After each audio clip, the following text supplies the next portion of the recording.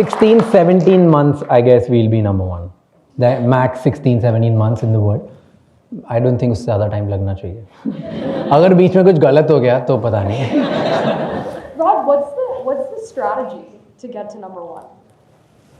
By the number one strategy to become number one is saying no. Say no to almost everything in life. And here's what I mean by that. If you look at our content, India mein top 5 things. You understand? Everybody understand Hindi? Yeah, perfect. Anyone who doesn't understand Hindi?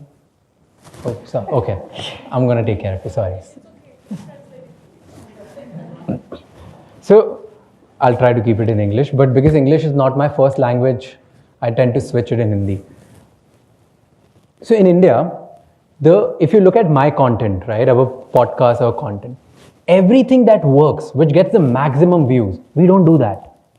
The top 5 categories in our country, which will get you the maximum views, you'll open any platform, you talk to any platform, CEO, chief, you look at the rankings, apart from us, you won't find anyone who's in our field. The top 5 categories that work. Number 1, horror. It really works in the podcast category. You will see in top 10, I think there are 6 or 7 podcasts which are horror. Number 2, religion. We don't do religion. Number 3, astrology. We don't do that as well. Number 2, sex and erotic conversations. We don't do that as well. Number 5, entertainment. All 5 categories we don't do. So there is no way that we would have won. So everything that works we don't do. And I think that's the only formula that will actually help you become number one. So if you're very clear about what you're not going to do, that will set you apart. So we say no to everything that works because we are very clear what to do. Number 2 is we are very clear about any podcast that doesn't help you think better. We discard it. People don't know that we put about 150 episodes a year, but we record about 220, 230 episodes a year. And the rest of them, they never make it. We reject them after recording them because we are like, oh, maybe this guest was great, but they were not able to give insights which can be, which people can take. Or maybe I was not good enough. I was not able to articulate better, or I was not able to ask good questions. But in the end, if it's not helping you think better, we discard it. So I think the strategy is keep saying no, no, no, no, no, until you reach a point where you're going to, accumulate a lot of people who also say a lot of no's in your life. I think this speaks to the theme of the panel, which is values over views, which is one of your guiding philosophies. I've heard you speak about how you literally turned down guests if you didn't feel like it was values aligned. Can you speak to a specific example of where you've drawn the line for figuring out? It'll be very unfair if I take name of somebody, but I'll tell you. So in our office, there's a big sign which says values over views, sense over sensationalism, teachings over trends. And we live by that. Any podcast which lies on the other spectrum, we don't actually upload that. There are guests who must be, they've offered us insane money to feature them, but we have said no because they don't align with the philosophy of actually teaching something. They just want to promote themselves. Now, I'll give you a more juicier example. There was a politician, okay? And this politician, we did a podcast, very celebrated and decorated, probably, at least used to be. He's been on multiple podcasts after ours because we didn't upload his. So we recorded one podcast. I went there. He started bashing left, right, center to, like a lot of people. He started bashing a lot of people. He started giving me content which was it was so sensational. If I would have put it, I knew that it's minimum 15 million views. I knew it to the point that it's absolutely there. He would tell me about affairs of politicians. He started speaking about what goes on inside when they actually choose. He told me about people who have bought tickets and now they are becoming holier than I was like, the fuck is going on, right? So there was really controversial, great episode. But the entire podcast just had this. Anything which I asked him about teaching, learning, some insight, zero. He would just give me gossip. So we didn't upload that podcast. Today, I think probably he hates us, and he text, like his team texted my team, tried to threaten it as well, do bunch of things, but we didn't upload it because it didn't align with our values. So there are enough times where we have said no just because of this. There was another time where there was this one rock star in the country, a very big, some superstar. We recorded, great episode, great guy. We loved it. And then, because of some reason, his podcast got delayed by 1 month. So his team member started talking shit and started insulting and abusing one of my team members. And we said, no, we're never putting it out. We're sorry. Bye. Thank you. So stuff like that. So if it doesn't align with our values, it doesn't matter who you are, where you come from, how big you've become. We just say no. So values overview. That's the specific example. It's clear that you're very rigorous in your approach to values over views, but there are times that audiences have criticized you. And I want to speak about your episode with Vijay Mallya last year. 4-hour podcast, 20 million views in 4 days. It was his first time speaking in 9 years, but you were subject to a lot of criticism. What do you say to the people that question your values over views ethos in that instance? And how do you generally deal with public pressure, having such a public platform? I genuinely don't think that I did anything wrong. I stand by it. On the podcast, if you look at, right, there are podcasts which teaches you what to do. There has to be podcasts which teaches you what not to do. Now it's up to you. How do you see that episode?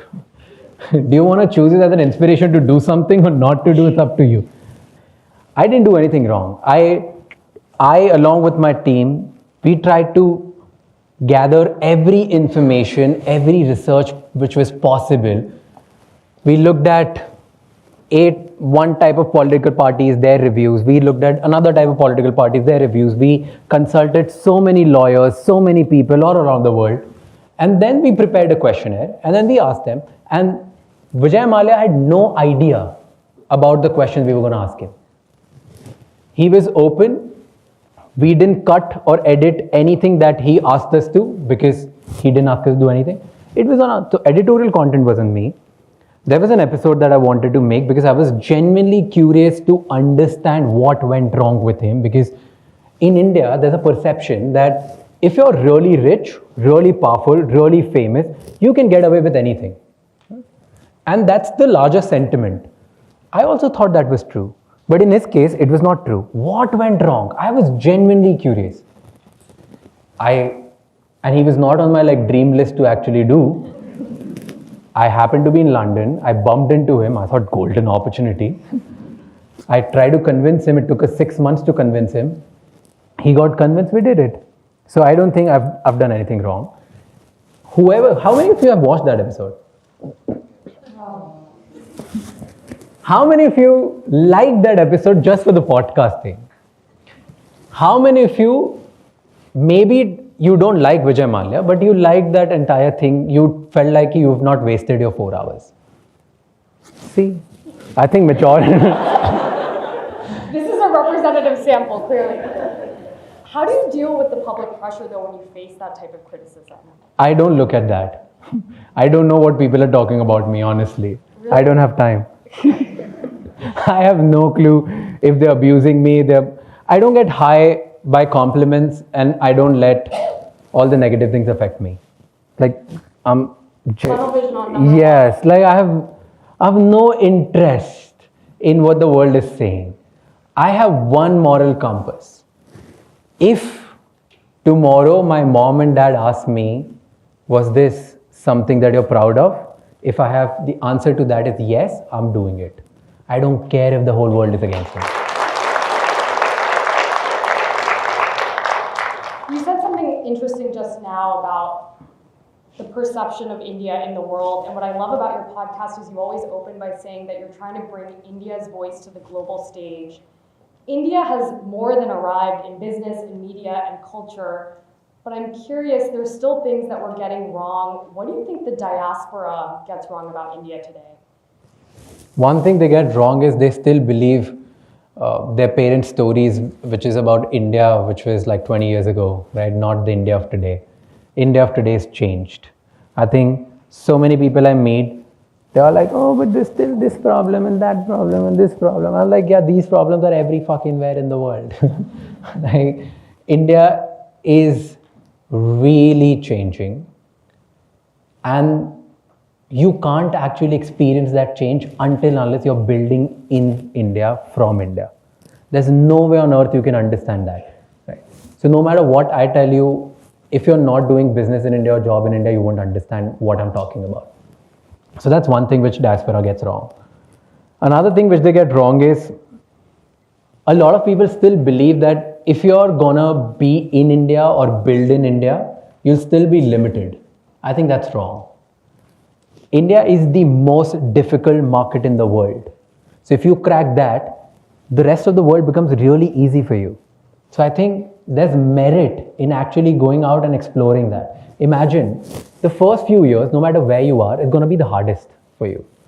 If you crack that in India, you will actually crack how to deal with so many different people, so many different languages, so many different beliefs, so many different income status, so many different levels of whether they're going to hurt or not going to get hurt, right? There are so many things which only India has to offer. There's no other part in the world which is this diverse. If they're diverse, they don't have the money, which India is changing now, has the largest middle class in the world, which I think about to become the largest middle class in the world. Then in India, you'll find the richest of the richest, poorest of the poor. So there's so many things in India which offers you insane amount of leverage in the world. So if you understand that market, it's going to be great. Second thing, scale. No one actually understands scale until unless they have built something in India or China.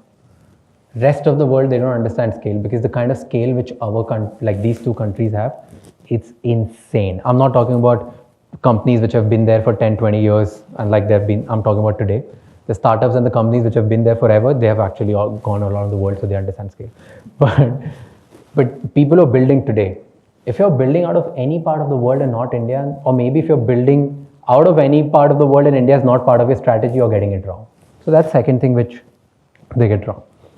The thing which diaspora gets right is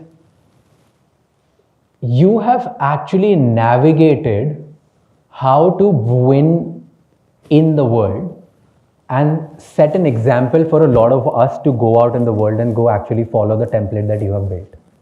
So let's think about, like, you were the advanced brains. We are now the army which is going to come and show the world that what India is. That's what I believe is being right.